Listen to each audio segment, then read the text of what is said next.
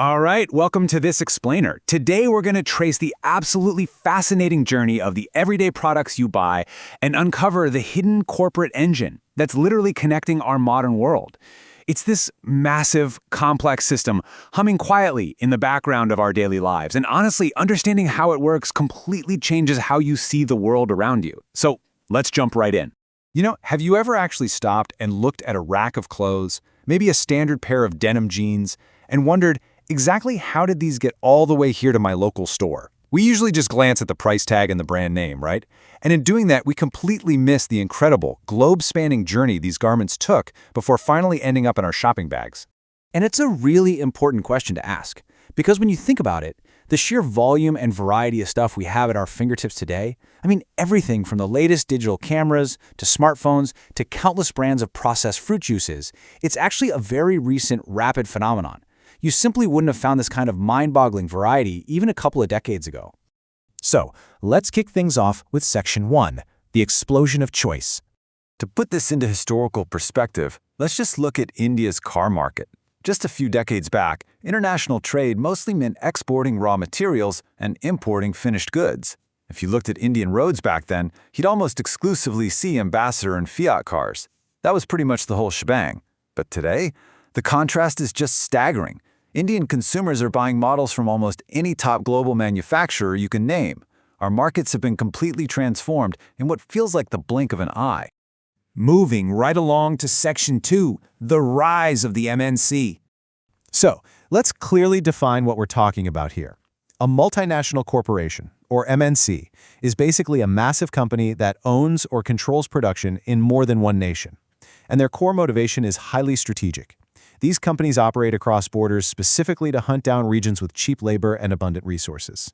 By doing this, they can significantly lower their production costs and, of course, maximize their global profits. And we aren't just talking about pinching pennies here, okay? Spreading production out across the globe is not about small incremental savings.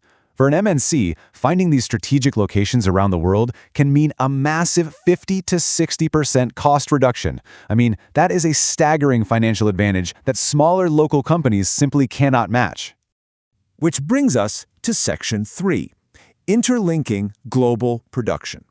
Let's break down how this actually builds into a massive global assembly line. A single product's journey might look exactly like this. First, the industrial equipment is designed in fancy research centers in the US.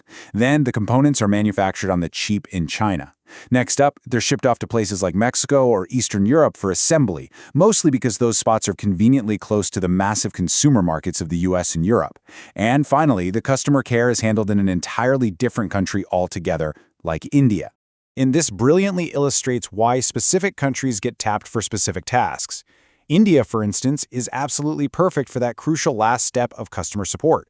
The country has highly skilled engineers who really get the technical side of things, plus a massive population of educated English-speaking youth who are ready to provide support to customers literally thousands of miles away. It's like a giant puzzle where every location provides a very specific competitive advantage. Now, MNCs don't just show up and build new factories from scratch everywhere they go. They're way more strategic than that. They interlink production in three main ways. First, they might form joint partnerships with local companies, bringing in fresh investment and the latest tech. Second, and this is super common, they simply use their massive wealth to buy out local companies so they can expand rapidly. And third, they place huge orders with small local producers all over the globe, effectively dictating the price and quality from afar. To really grasp the sheer scale of these corporate buyouts, consider the story of Cargill Foods. They're a massive American MNC. They swooped in and bought over a highly reputed Indian company called Parak Foods, taking over their entire marketing network and 4 different oil refineries. Because of that one single acquisition, Cargill now has the staggering capacity to produce 5 million pouches of edible oil every single day. 5 million! It really shows you just how quickly an MNC can totally dominate a local market.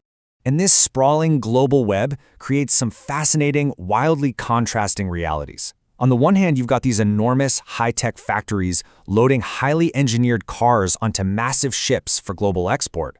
But then, on the exact same global supply chain, you rely heavily on small, decentralized producers. Think of women in Ludhiana, hand-stitching footballs in their own homes for massive, incredibly wealthy global sports brands. Both of these completely different worlds are essential cogs in the exact same global machine. All right, let's move to Section 4, Foreign Trade and Integration of Markets. Let's look at a super relatable example of how this plays out on the ground. Chinese manufacturers saw a clear opportunity to export toys to India, where the local toys were selling at relatively high prices. So what did they do? They started exporting newly designed, cheaper plastic toys straight into the Indian market, going head-to-head with the local toy makers on the exact same store shelves. So, the really crucial point is what happened next. Because of the better prices and a wider variety of choices, buyers obviously flocked to the new options. Within just a single year, 1 year, Chinese toys replaced Indian toys in 70 to 80% of the toy shops. Indian buyers got better choices at lower prices, and the Chinese manufacturers expanded their business. But the local Indian producers, they faced absolutely devastating losses. And this hits on a really fundamental economic principle. As buyers get more choices and the prices for similar goods tend to equalize across the board, producers who are physically separated by thousands of miles are suddenly competing fiercely against one another. This is exactly what economists mean when they talk about the profound integration of markets. The old boundaries just disappear, and the market becomes truly global. Ford Motors gives us another brilliant illustration of this market integration. They didn't just come to India to sell cars to Indian consumers. No, they invested a massive 1,700 crore rupees. And while they did sell 88,000 cars locally in a given year, they actually used India as a strategic manufacturing base to export over 180,000 cars to places like South Africa, Mexico, and Brazil. They basically turned India into a vital node in their massive global export network.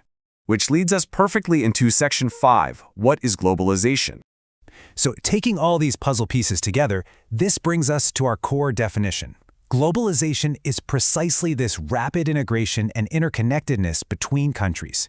And it doesn't just happen by accident, right? It is driven largely by the massive foreign trade and foreign investments orchestrated by these highly powerful MNCs. They are really the primary architects connecting the global economy. But we definitely have to acknowledge the ultimate catalyst here.